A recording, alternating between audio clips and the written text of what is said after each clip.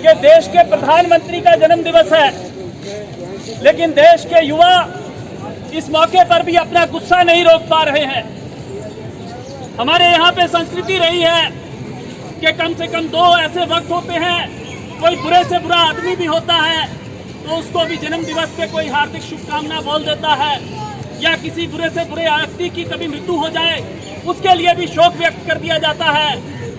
लेकिन पिछले 6 साल के अंदर जो तांडव इस व्यक्ति नरेंद्र मोदी ने इस मुल्क के अंदर मचाया है, जितने हत्या और कत्लेआम इस मुल्क के अंदर करवाए गए हैं, जितनी बेरोजगारी इस मुल्क के अंदर फैलाई गई है, भूख से लोगों को, बच्चों को भात का नाम ले लेकर के मरते इस मुल्क ने देखा है, तो हालत ये आ गई है कि इस व्यक्ति को शुभकामना नहीं दी जा सकती।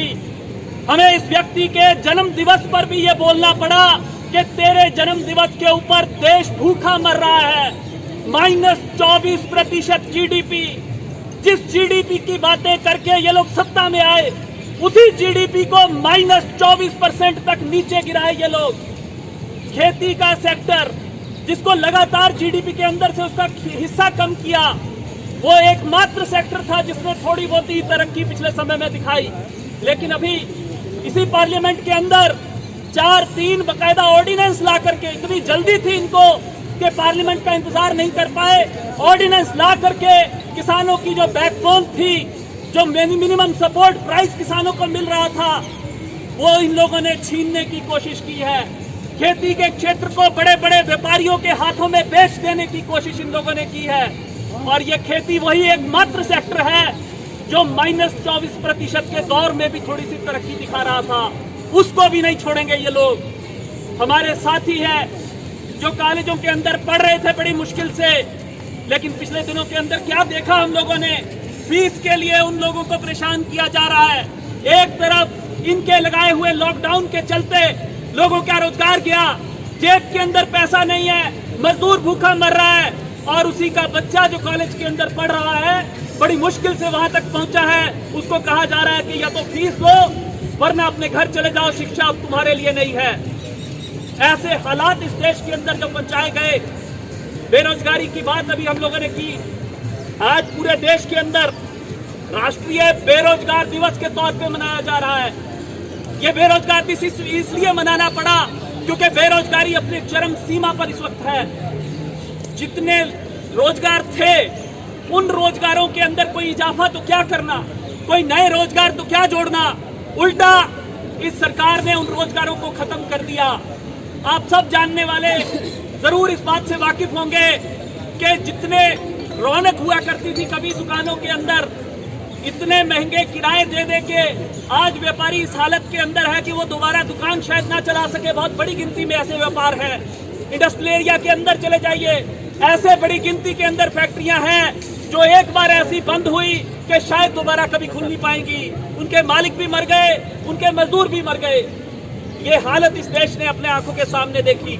यही लॉकडाउन था। इस दौरान रेल बेची जा रही थी, इस दौरान जहाज एयर इंडिया बेचा जा रहा था, और उसी दौरान देश के लाखों लोग पैदल हजार किलोमीटर, माओ ने बच्चों को सड़क के ऊपर जन्म दे करके फिर उसी बच्चे को गोद में लेकर के 600 किलोमीटर का सफर किया। इसी प्रधानमंत्री के दौर में इस देश ने देखा, और उसी दौर में रेल बेची जा रही थी अंबानी और अडानी को। तो इस आलम के अंदर लानत ना दें तो क्या दें इस व्यक्ति को। तो इसके जन्मदिन के ऊपर आज हम लानत पेश करने आए हैं नरेंद्र मोदी को कि तेरे जन्मदिन पे कोई खुश नहीं है। हमें दुख हो रहा है कि ऐसा प्रधानमंत्री इस देश के अंदर आया। रही बात, बहुत सारे लोग कह रहे हैं, तुम्हारे देश की फाइनेंस मिनिस्टर कह रही है कि ये तो एक्ट ऑफ गॉड है, ये तो कुदरती प्रकोप है कि कोरोना नाम की एक बीमारी फैली, उसकी वजह से ये सब हो गया। लेकिन कौन नहीं जानता कि अगर ट्रंप की विजिट के चलते, अगर मध्य प्रदेश महाराष्ट्र के अंदर, अगर सेंट्रल इंडिया के अंदर अपनी गिरफ्त कायम करने के चलते ये लोग पहले से लॉकडाउन शुरू ना करते, एयरपोर्टों के ऊपर लॉकडाउन से काम चल सकता था। ये लोग लॉकडाउन करते केवल एयरपोर्टों के ऊपर, तो जरूर इस देश के अंदर कोरोना ना फैलता, ये देश कोरोना से बच सकता था। लेकिन उस वक्त इनको ट्रंप को नमस्ते बोलनी थी, उस वक्त इनको सरकारें गिरानी और नहीं बनानी थी। यही कारण था कि इन लोगों ने पहले से कोई एक्शन लॉकडाउन इसके ऊपर, कोरोना के ऊपर नहीं लिया। नतीजा क्या हुआ? इस देश के अंदर कोरोना फैला, फिर लॉकडाउन का ऐलान किया गया और हजारों करोड़ों लोगों को उस कोरोना के मुंह में भी धकेला और हमारे व्यापारों को भी बंद किया, कारोबारों को भी बंद किया, एजुकेशनल इंस्टीट्यूट्स को बंद किया। तमाम पूरे देश को इन लोगों ने बर्फ के अंदर लगा दिया, फ्रीजर के अंदर लगा दिया। लेकिन केवल उससे इनका मन नहीं भरा। इसी दौरान बिना डिस्कशन के कैबिनेट ने न्यू एजुकेशन पॉलिसी पास की। इसी दौरान ऑर्डिनेंस आए, इसी दौरान लेबर लॉ को सस्पेंड कर दिया गया, इसी दौरान जो लेबर कोड पास करने को पेंडिंग थे इनके, उसको पास कर दिया गया। देश को स्तब्ध करके, देश को लॉकडाउन के अंदर डाल करके हमारी किस्मत को बदलने की कोशिश, हमारी किस्मत को अंबानियों अडानियों के हाथों बेचने की कोशिश इस व्यक्ति ने की है। तो इसलिए आज इस देश का हर नौजवान इस व्यक्ति के जन्मदिन के ऊपर इसको लानत भेजता है, इसको निंदा प्रस्ताव भेजता है कि बेरोजगारी का ये जो आलम तूने देश में फैलाया है, इसका तेरे को सबक मिलेगा, इसका तेरे को जवाब मिलेगा।